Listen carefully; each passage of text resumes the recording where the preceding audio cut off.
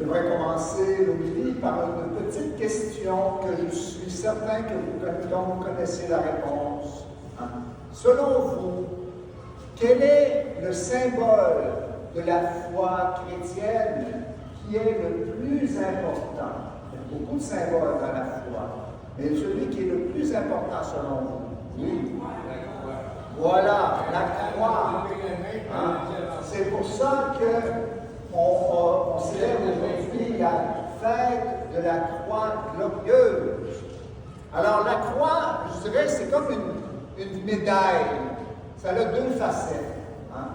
La première facette de la croix, c'est une croix toute nue qui symbolise en fait la souffrance, l'épreuve de la passion de Jésus sur la croix. Si vous tournez de côté l'autre facette de la croix, de la médaille de la croix, eh bien, c'est Jésus crucifié qui nous dit son amour, symbole justement de cette vie éternelle, de cette résurrection à laquelle il veut nous amener.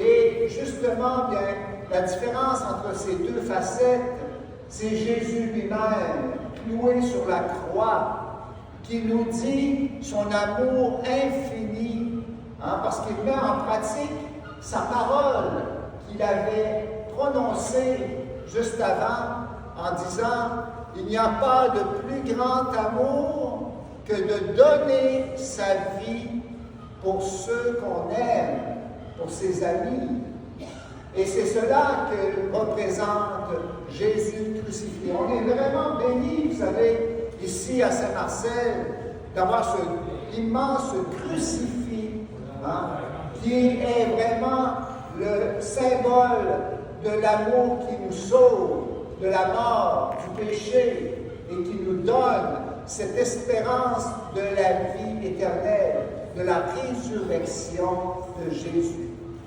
Et aujourd'hui, bien, nous voudrions approfondir ce mystère de la croix, glorieuse, en suivant l'évangile de Saint Jean qui nous est proposé dans cette liturgie. Saint Jean nous dit « Nul n'est monté au ciel, sinon celui qui est descendu du ciel, le Fils de l'homme. Nul n'est monté au ciel. » Eh bien, c'est justement Jésus, le Christ. Personne, eh bien, n'est monté au ciel, sinon Jésus ressuscité. Et c'est lui qui nous mène à la victoire finale, à la résurrection finale.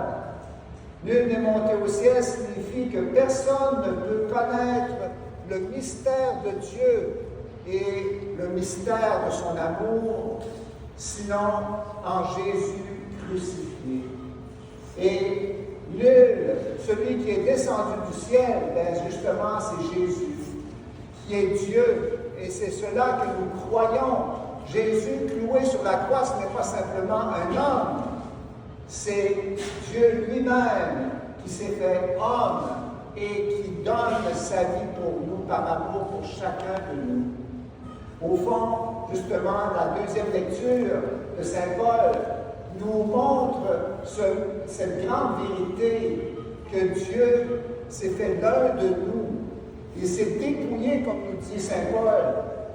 Le Christ Jésus, ayant la condition de Dieu, ne retint pas jalousement le rang qui l'égalait à Dieu, mais s'est anéanti, prenant la condition de serviteur, devenant semblable aux hommes. Reconnu homme à son aspect, il s'est abaissé, devenant obéissant jusqu'à la mort, et la mort de la croix. Au fond, ce n'est pas l'homme qui a fait les premiers pas pour atteindre Dieu, c'est le contraire. C'est Dieu qui a pris l'initiative de venir à nous, de se dépouiller de sa divinité pour pouvoir être un parmi nous. Et c'est ça la grande leçon de cet évangile, de l'évangile, de la parole de Dieu, Dieu a tellement aimé le monde qu'il a envoyé son Fils unique pour que le monde soit sauvé, pour que le monde ait la vie. Et si on continue notre lecture de l'Évangile, Saint Jean nous dit, de même que le serpent de bronze fut élevé par Moïse dans le désert, ainsi faut-il que le Fils de l'homme soit élevé, afin qu'en lui, tout homme qui croit ait la vie éternelle. Alors quand Jésus a été élevé de terre sur la croix, il a offert sa vie, il a offert tout son amour à Dieu, son Père, pour que nous soyons sauvés. Et par ce geste, Jésus nous révèle qui il est. Il est le Fils éternel du Père, qui est égal au Père et qui aime le Père jusqu'à se donner lui-même pour que nous ayons la vie. La croix nous montre que l'amour de Dieu est tout-puissant. Et il n'est pas tout-puissant à la manière des humains, bien entendu. Les humains montrent leur puissance en écrasant les autres pour se relever, ou par la force et la violence, eh bien, ils vont s'imposer. Dieu n'est pas du tout comme cela. Quand on dit « Je crois en Dieu le Père Tout-Puissant », c'est une toute-puissance de l'amour. L'amour qui respecte l'autre profondément, qui respecte sa liberté et qui ne cherche pas à l'éliminer ou à l'écraser. Au contraire, cette puissance de la croix, eh bien, elle se manifeste dans la miséricorde, dans la patience, dans le pardon. Et ça, c'était vraiment la puissance de Dieu.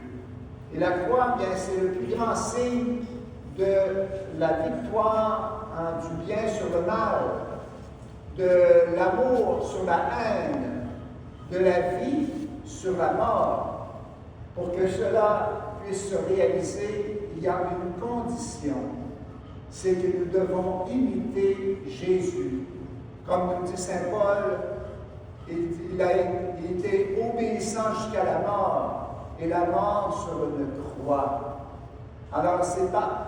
Il y a un prêtre qui était très saint, qui s'appelle Édouard Pope, qui disait « L'obéissance est le chemin de l'amour. » Si nous aimons vraiment, nous chercherons à obéir et non pas à dominer, à imposer notre point de vue. Mais nous cherchons à faire l'unité dans l'obéissance. Et alors, bien, l'obéissance a vaincu le monde. Jésus a donné sa vie par obéissance d'amour à son Père. Alors, je vous invite à prier en union avec la Sainte Vierge. Vous savez, demain, eh bien, c'est le 15 septembre, c'est la fête de Marie, Notre-Dame des douleurs. Eh bien, on va lui demander à Marie qu'elle nous aide à entrer dans le mystère de la croix glorieuse, dans lequel se cache l'amour infini de Dieu pour nous. Et elle l'a découvert, elle y a cru. Et c'est ce qui lui a permis de faire que la croix n'était plus un instrument de mort, un instrument de torture, mais est devenue la croix un chemin d'espérance et de lumière qui nous conduit à la vie éternelle. Amen.